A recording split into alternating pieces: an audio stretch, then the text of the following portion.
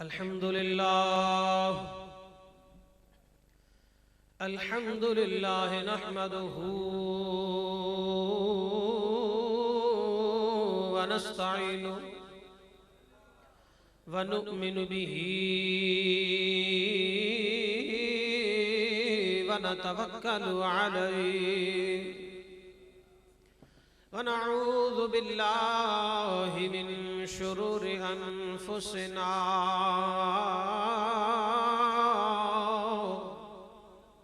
व मिन सय्यिआति अअमालिना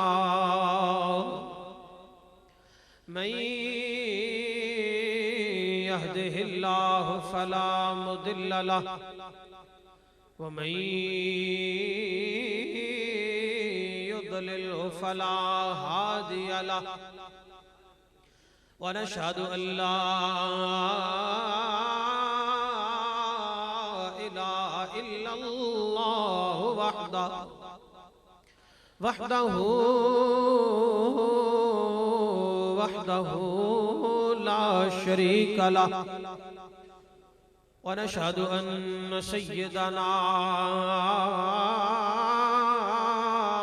व सनदना व हबीबना व हबीब रब्बिना व तबीबना व तबीब क़ुलूबिना मअवाना व मलजाना सय्यदना व मौलाना मुहम्मदन अब्दुहु व रसूलुहु अम्मा बअद फ़अऊज़ु बिल्लाहि मिनश शैतानिर रजीम बिस्मिल्लाहिर रहमानिर रहीम मा कान मुहम्मदुन अबा अहदिन मिर रिजालिकुम वलाकिन रसूलल्लाहि व खातमन नबिय्यीन व कानल्लाहु बिकुल्लि शैइन अलीमा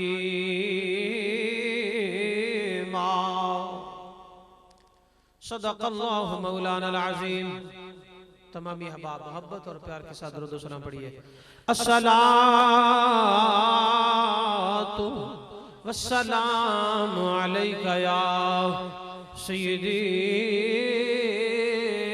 या रसूल अल्लाह व अला आलिका व अस्हाबिका या सय्यदी या हबीब अल्लाह। निहायत ही मुअज़्ज़ज़ मुकर्रम और मुहतरम जनाबे कामरान अमीर अहमद कुरैशी साहिब सदर लब्बैक या रसूल अल्लाह मिलाद कमेटी न्यू कटारियां रावलपिंडी, नायब सदर जनाब मोहतरम मोहम्मद अदनान चौहान साहिब और पैकर अखलास व मोहब्बत शाहीन सिफ्त नौजवान जनाब मोहतरम मोहम्मद उमर मलिक साहिब और दीगर लब्बैक या रसूलल्लाह मिलाद कमेटी के कारकुनान, अराकीन मोहतरम और बुजुर्गों, दोस्तों, भाइयों, काबिल सद तकरीम सामीईन और नाज़रीन कराम, अस्सलामु अलैकुम व रहमतुल्लाहि व बरकातुहू। चूँकि मुझे दुआ का वक्त भी पता है और आपके सामने मुझे माइक भी 11:05 पर मिला है, अपनी हाजिरी भी मुख्तसर वक्त में लगवानी है और मौजू को कंप्लीट भी करना है। उससे पहले मैं चाहूंगा कि खताब वाला माहौल बने। अब माहौल कैसे बनेगा? ये जो सामने बच्चे बैठे हैं ना, ये बच्चे इनका आ जाना बड़ी बरकत वाली बात है। मैं इनके माँ और इनके जो वालिद हैं उनको सलाम मोहब्बत पेश करता हूँ कि उन्होंने इस ठिठरती रात में इनको भेजा। मगर जो खताब है ना वो बच्चों को नहीं सुनाया जाता। बच्चों ने तो नाते सुन ली, बड़ा ज़ौक़ पूरा किया। सारे बड़े बड़े हजरात आगे तशरीफ लाए। ये स्टेज वाले बच्चे भी चुप करके बैठेंगे क्योंकि हम इंटरनेशनल लेवल पर बोलने वाले हैं, अपने अल्फाज ना ज़ाया किए हैं, कभी ना करने हैं। लिहाजा ये बच्चे पीछे चले जाएं, बड़े आगे आए। आप तशरीफ लाइए, उठे उठे उठे उठे, अल्लाह आपको जजा दे। आगे तशरीफ लाएं। चंद मिनट हैं मगर मजा आ जाए। ये जो बच्चे हैं पीछे चले जाएं और शोर बिल्कुल नहीं करना। उठो उठो, पीछे चले जाओ। शाबाश शाबाश।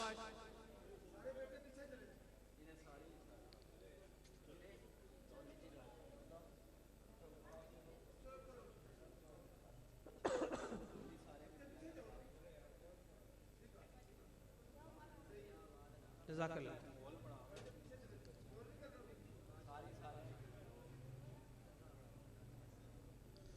जनाब मोहतरम मलिक शौकत महमूद साहब से गुजारिश करूंगा कि स्टेज पर तशरीफ लाएं। मलिक शौकत साहब स्टेज पर आ जाएं, तशरीफ रखिए। अल्लाह आपको जजा दे। मैं दुआ करूंगा कि जिस तरह आप तमामी अहबाब ने बड़ी मोहब्बत और प्यार के साथ मेरी अर्ज को सुना, अल्लाह ताला आप सबको आज की महफिल पाक के सदके इसी साल मेरे आका अलैहिस्सलाम के दर की बाअदब और मोहब्बत भरी हाजिरी नसीब फरमाए। और आका अलैहिस्सलाम की खत्म नबूवत का सदका अल्लाह ताला आप सब के दुखों को मिटा दे और दायमी सरमदी खुशियां अता फरमाए। क्योंकि आप तमामी अहबाब ने मेरी गुजारिश सुनी और बड़ा माहौल बना। और अब ये जो बच्चे हैं ना, जब भी कोई बोले आप इनको बड़ी मोहब्बत से कंट्रोल करें, न मारे न सख्ती करें, क्योंकि बच्चे प्यार के लिए होते हैं और प्यार से ही होते हैं। लिहाजा बड़ी मोहब्बत और प्यार का मुजाहरा फरमा के इन्हें कंट्रोल फरमाएं ताकि मौजूद सुखन बड़े आराम से चल सके। जज़ाकुमुल्लाह ताला। मैंने आपके सामने 22वां पारा सूरह अहज़ाब की आयत नंबर 40 तिलावत करने का शरफ हासिल किया, जिसके तहत मेरा आज का अपने वक्त में रहते हुए मौजू है जश्न मिलादुन नबी सल्लल्लाहु अलैहि वसल्लम, अज़मत ख़त्म नबूवत और गौसुल वरा, अज़मत गौसुल वरा। यानी 3 मौज़ूआत हैं, इनको समेटना भी है और रात भी सर्दी की है, आपका साथ चाहिए। तवज्जो से समाअत कीजिएगा। अल्लाह रब्बुल आलमीन ने इरशाद फरमाया, मा काना मुहम्मदुन अबा अहदिम मिर रिजालिकुम। इसका तर्जुमा समाअत फरमाइए, मोहम्मद सल्लल्लाहु अलैहि वसल्लम तुम्हारे मर्दों में से किसी के बाप नहीं है, वलाकिन रसूलुल्लाह, और लेकिन वो तो अल्लाह के रसूल हैं, व खातमन नबिय्यीन, और वो तो नबूवत को खत्म करने वाले हैं। वकान अल्लाहु बिकुल्लि शैइन अलीमा, और बेशक अल्लाह ताला हर चीज का जानने वाला है। आयत मुबारका का तर्जुमा मुकम्मल हुआ। आए इसकी तफसीर की तरफ और इसकी तफसील की तरफ चलते हैं, क्योंकि आज की कॉन्फ्रेंस खत्म नबूवत कॉन्फ्रेंस है और अज़मत गौसुल वरा कॉन्फ्रेंस भी है। और मैं मुबारकबाद पेश करता हूँ, मुबारकबाद पेश करता हूँ लब्बैक या रसूल अल्लाह मिलाद कमेटी न्यू कटारिया को और आप तमाम अहबाब को जो रात के इस पहर में खत्मे नबूवत की अजमत के लिए बैठे हैं। किसी दुनियादार के लिए बैठना मुमकिन नहीं होता, यकीनन नहीं होता। ये आप अल्लाह के नबी और अपने आका के लिए बैठे हैं। आज इस अंदाज से अपने आका अलैहिस्सलाम के लिए बैठना, क्योंकि हमारा अकीदा है कि हमारे हाल से हमारे आका वाकिफ हैं और ये अकीदा कुरान और हदीस की रोशनी में है। सिर्फ खाली अकीदा नहीं, कुरान और हदीस की रोशनी में है कि जिस नबी अलैहिस्सलाम के लिए आज हम बैठे हैं वो हमें अपनी निगाह नबूवत से मुलाहिजा फरमा रहे हैं।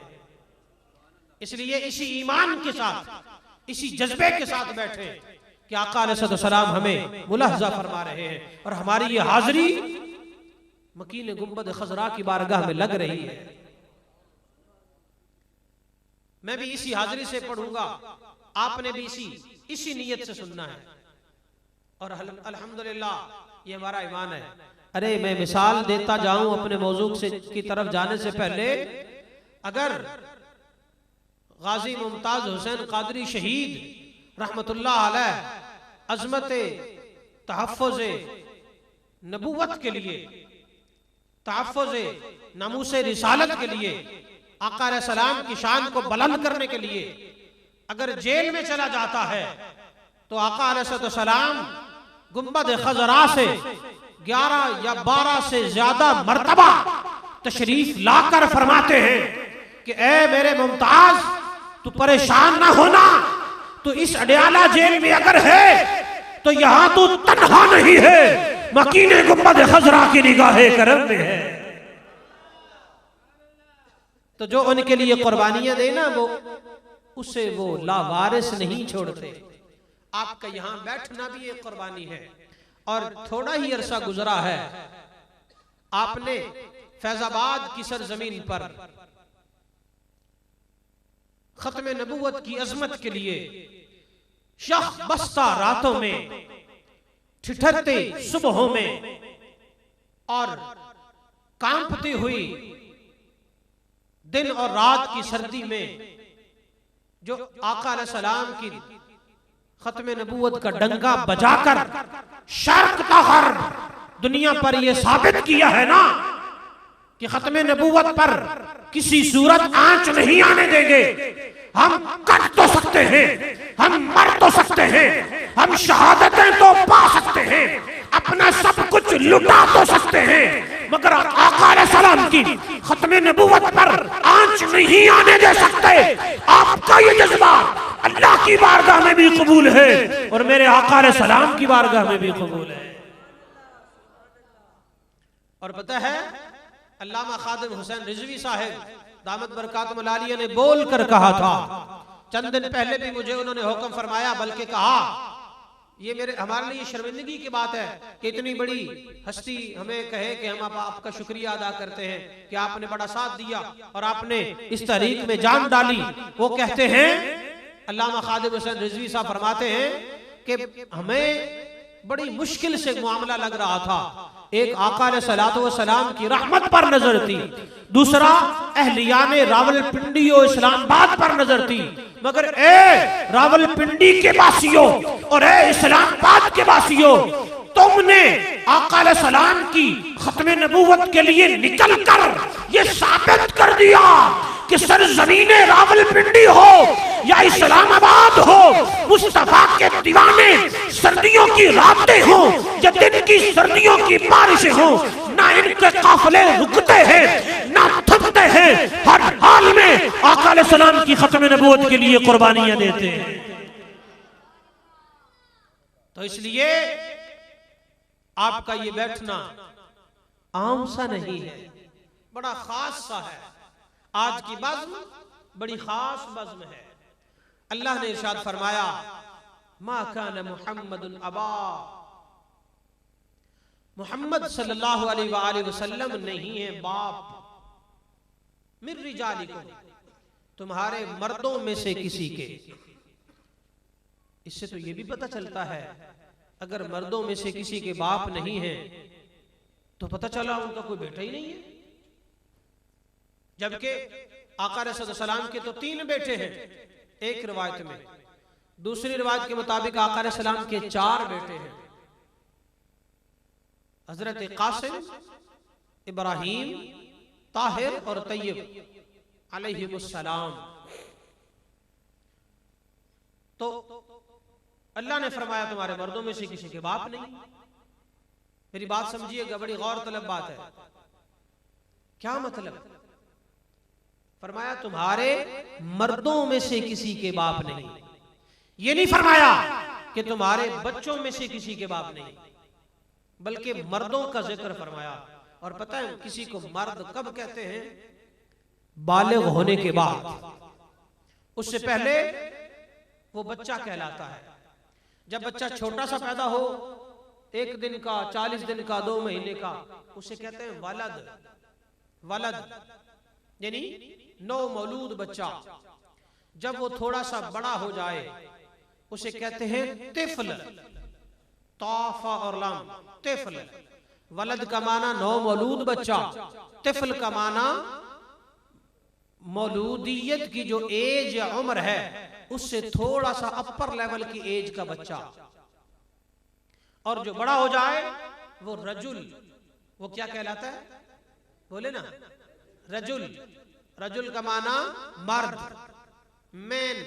जिस तरह के छोटा बच्चा है तो उसे बेबी कहते हैं, बेबी, छोटा बच्चा।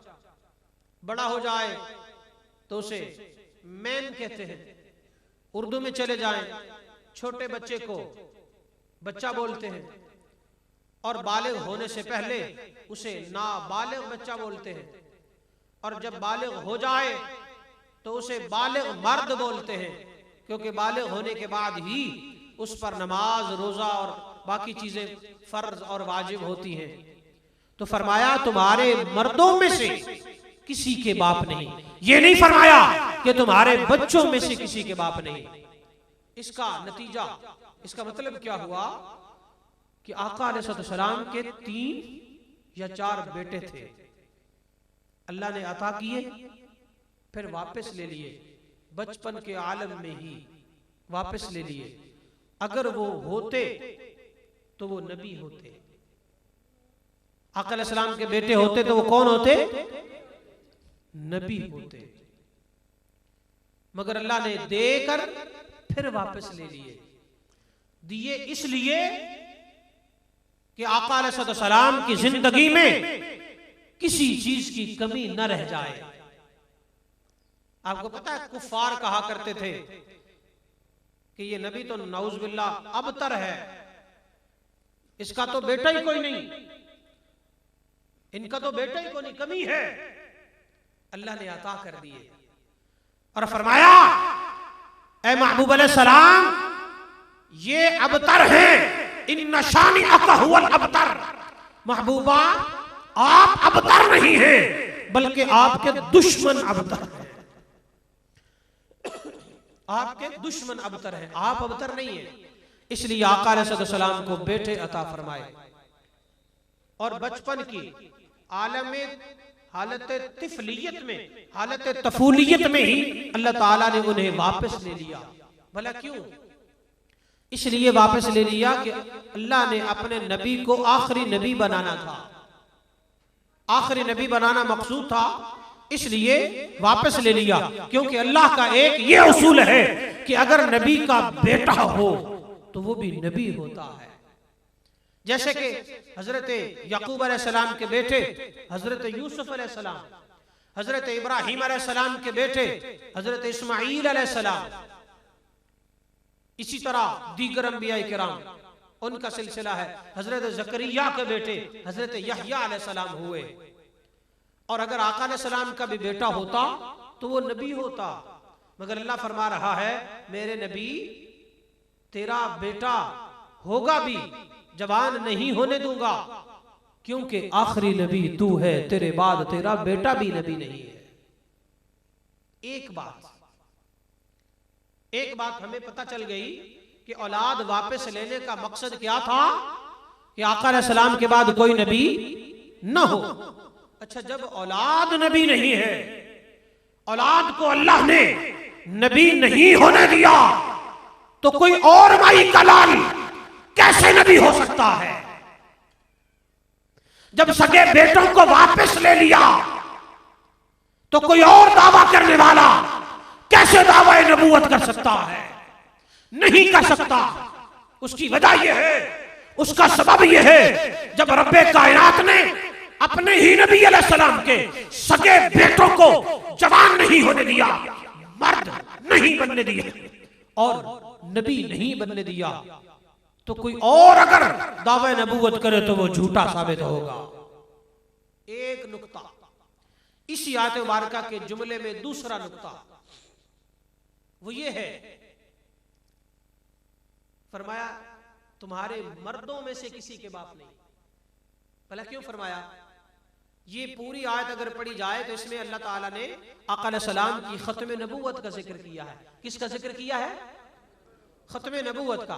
लिहाजा खत्म नबूवत के बाब में, खत्म नबूवत के मौजू पर, खत्म नबूवत के ज़िमन में, खत्म नबूवत के इस टॉपिक में अल्लाह ताला ने अपने नबी अलैहिस्सलातु वस्सलाम के हवाले से रिलेट करते हुए, मुताल्लिक करते हुए, साथ मिलाते हुए ये बात इरशाद फरमाई कि अगर कोई मर्द तुम्हारा, ए नबी अलैहिस्सलाम, अगर कोई मर्द आपका बेटा होता तो वो नबी होता।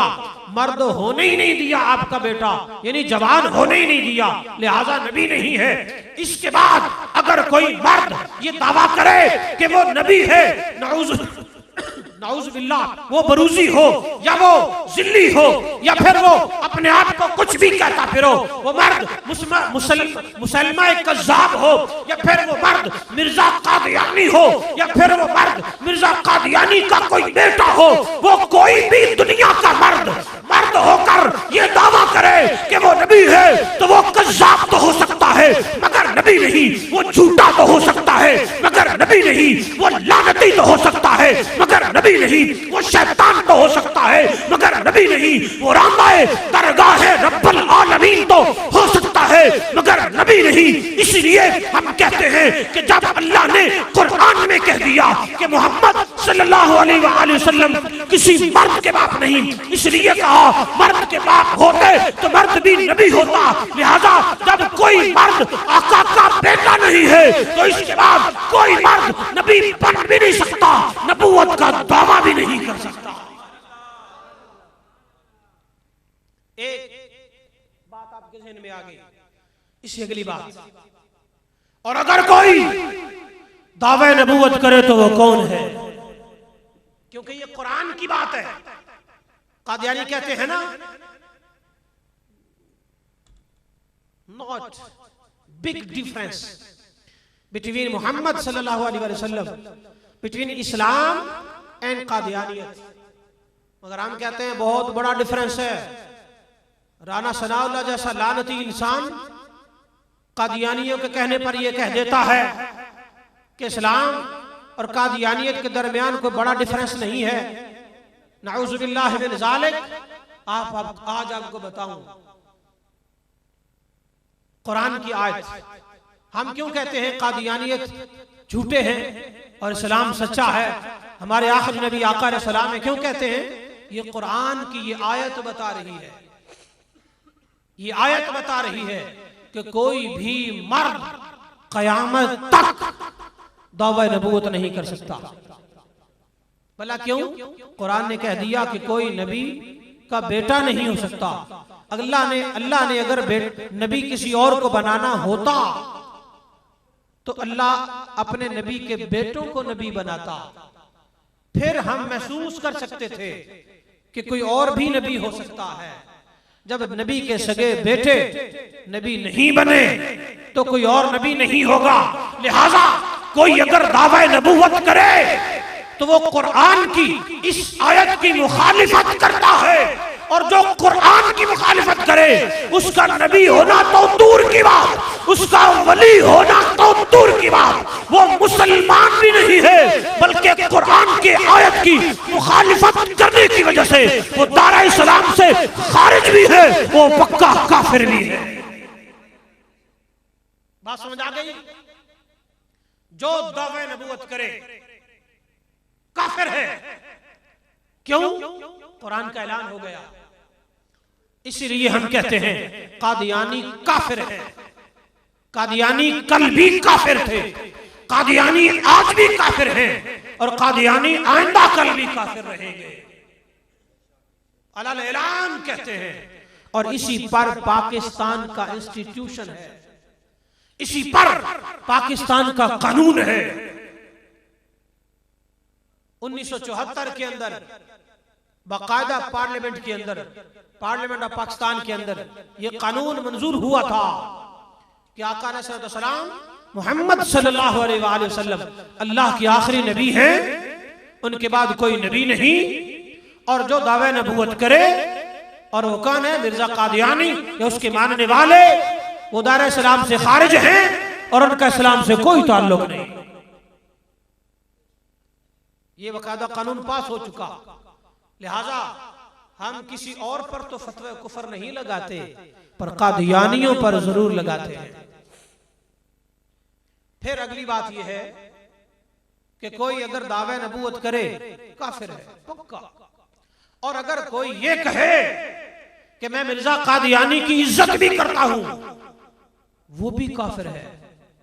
ज़हन में रखना, मिर्जा कादियानी की इज्जत करने वाला भी काफिर है।